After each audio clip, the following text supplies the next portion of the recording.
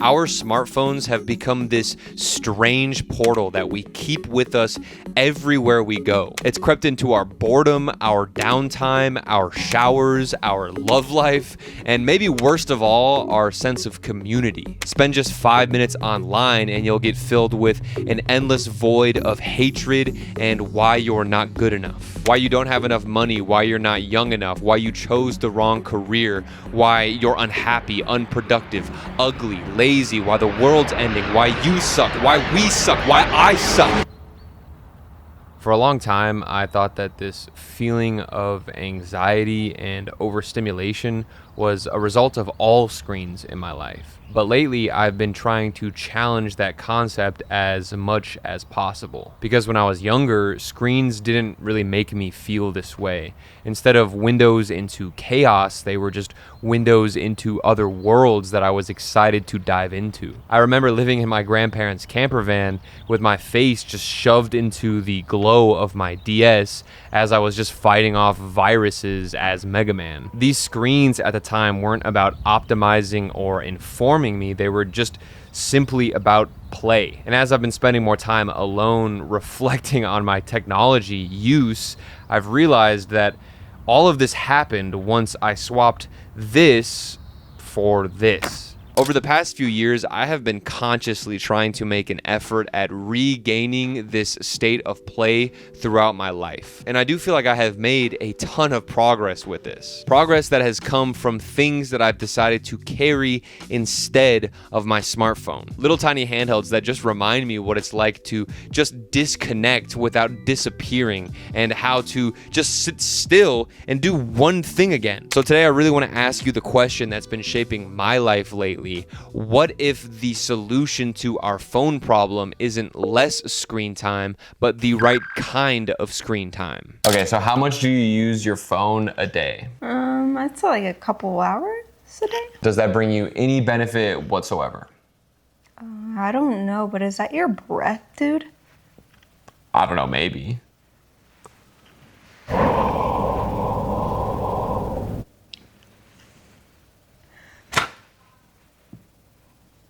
Big thank you to Natura Pine for sponsoring today's video. These guys make flavored toothpicks, which of all things kind of caught my attention because I've never heard of this before. This one's Texas watermelon. Japanese peach, campfire coffee. You put not the pointy tip in first. Yeah, there you go. But so isn't the point of a toothpick for it to...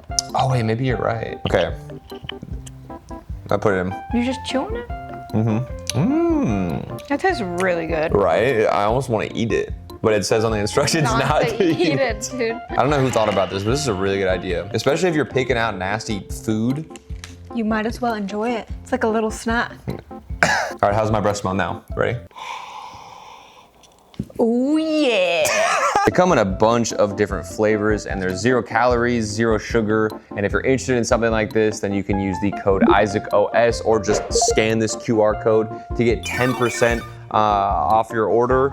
And yeah, thank you so much to Natura Pine for sponsoring this video. Okay, I'm just gonna jump right in. Social media is literal rat poison, dude. I'm fully convinced. I don't remember the last time that I got off of social media and I was like, wow, that was a well-spent time. At this point, we are all aware that short-form content is the most addicting thing that has spawned in the past decade, and companies are also very aware of this because every single one of them has their own short-form content section. I've seen this scrolling action get compared to slot machines and gambling, and it's 100% true because it is, oh man, once you're on this platform and you're swiping, dude, it is hard to get out of that. And although long-form does have recommendations and you could keep scrolling to see more and more videos, at least you have the final say of what you're clicking on before the video pops up in your face. Social media has also now replaced the news for almost every single person on the planet. I remember roasting my grandparents when I was growing up, saying that they watched too much news and it was just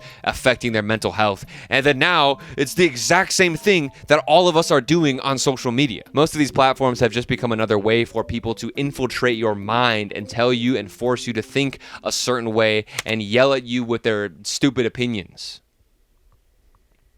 Wait, it just feels like everybody on these platforms is out to get you, from the rage baiting on Twitter to the disguised AI channels. It's like you don't even know where it's safe anymore. Dude, the other day I clicked on this YouTube video that was like a 90s hip hop playlist, and for the first minute and a half I was sitting there kind of vibing out like, dang, this is pretty good. And then it dawned on me that this was AI and I had been listening to a robot. Looking in the mirror, I saw more than my face. I saw a whole world trying to find its place. It literally says in the description, assisted by AI, but the wild part is nobody in the comments knows. Dang, not even Shazam recognizes these songs. I almost forgot what real poets and lyricists sound like. No ghostwriters involved. The lyrics are too intimate. Like, you know, they were sitting somewhere alone with a notebook and the tracks they are rhyming to are top tier. Long live hip hop. This is the farthest thing from what's actually happening. I don't even know if these comments are real. Maybe this is AI that I'm reading. What is real anymore? My mom watches these Chinese dramas on Facebook that show up on her feed, and she uses the AI translator to put it in English so she can understand what's happening. So in the middle of like a tragic scene where some guy just got run over by a bus, all you'll hear is this. Oh my god, my leg. My leg. I can't feel my leg, please someone help. This explosion in media consumption, not only in my own life, but everybody else around me, has forced me to just take a pause and rethink how I'm approaching all of this. At first, I went into very extreme measures, just cutting out every single screen and piece of software that felt distracting to me. I swapped my phone out for this Nokia, started carrying around a journal, and became as inaccessible as possible. My wife absolutely hated this because she couldn't FaceTime me anymore, and texting me was just a pain in the butt because I was using a flip phone. But I noticed immediately that the relief that I was seeking had been found. I felt a lot calmer. My ability to focus opened up for sure, but after a while it did kind of feel like an overcorrection, as if the pendulum swung too far the other way. It was a lot of whiplash. I went from having this chronic phone addiction to just deciding that every pixel on a screen was evil and the enemy. And this is where the epiphany occurred to me that I could still love and embrace modern technology. It just didn't have to come from a source that was on my phone, which sounds really obvious, but as we'll get into later, these apps and just your phone in general really tricks you into believing that it's important. So instead of going back to the phone cycle, I started just carrying a little gaming handheld with me again. And dude, it just clicked instantly. It gave me something fun to reach for without falling into that social media abyss mode. I could be offline, I could be present, and still have a way to unwind that didn't leave me with a hollow feeling whenever I was done. It's literally just how we use technology as a child. It was a source of fun and imagination and play, and I was just bringing that back into my pocket. And this entire story is what has fueled my love for gaming handhelds and still continues to do so to this day. These smaller, compact pieces of technology still feel very rooted in the very idea of play. They continue to act in my life as a form of a healthy escape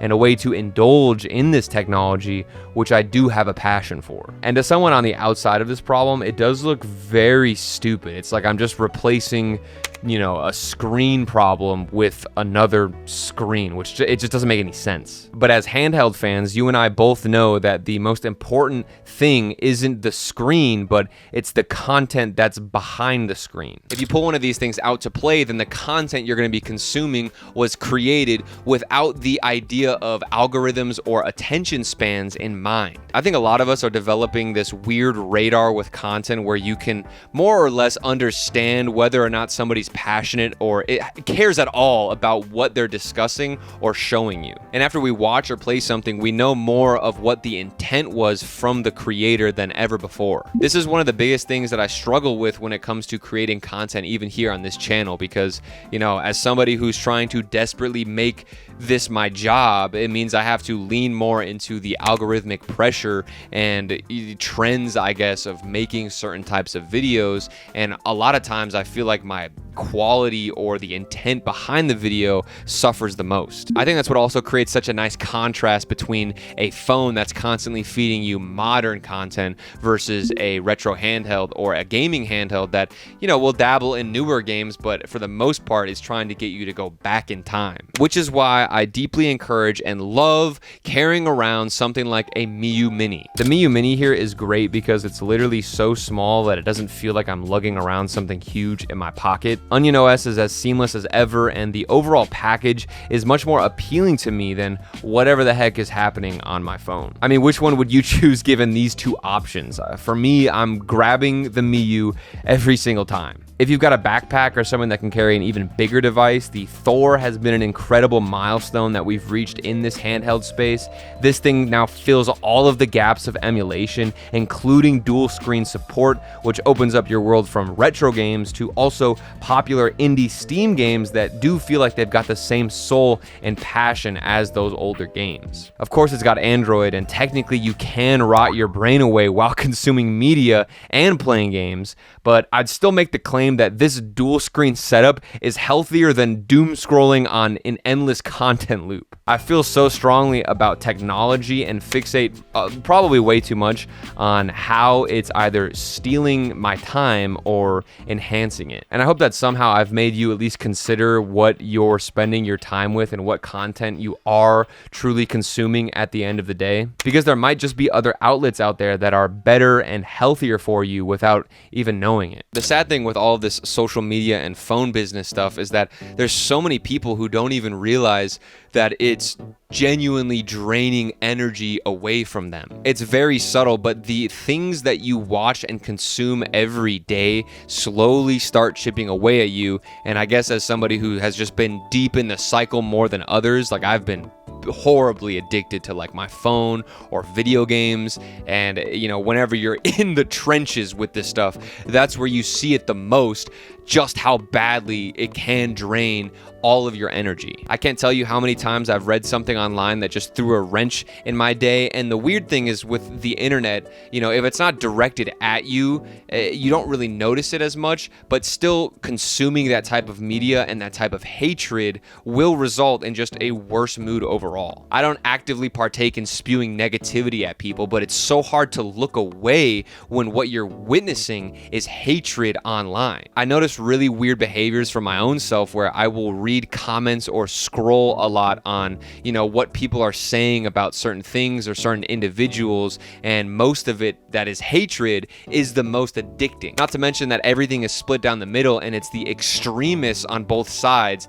that truly contribute the most to this, because that's how you get the views, is taking one opinion and making it as extreme as possible. That way you can convince other people to follow your extreme ideology, or you can just get the views and engagement boost from people who disagree with you. And when I look for solutions to this whole thing, I'm met with very similar extremes. Either drop your phone completely and become a monk, or embrace the chaos fully until you feel absolutely numb to it. I've just really been put through like the technology cycle, I think, more than most people can understand. Like I was chronically addicted to video games whenever I was in high school. It became my job as an esports player, and then I would move on into my adult life still with these really unhealthy habits that I developed from my teenage and high school years that kind of ended up going crazy. And then I felt like I purged all of it recently, and now as the world is starting to consume more social media, it's almost like I'm watching everybody else